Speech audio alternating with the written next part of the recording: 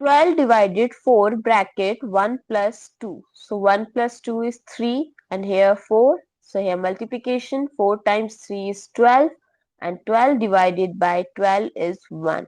This is the incorrect answer because when you have given multiple operations like division, then bracket, then addition, then you have to follow order of operation, which is also known as PEMDAS rule. Comment down below in your country what you called it.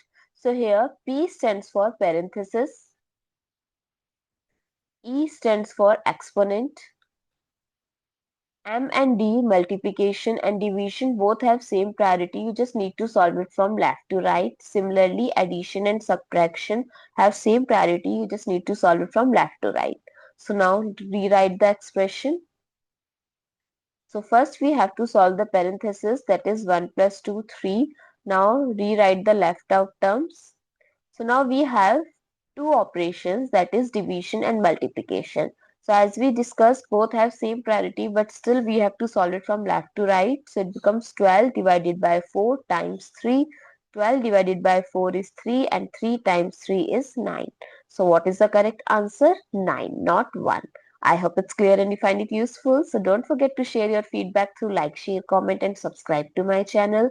Thanks for watching. See you in the next video.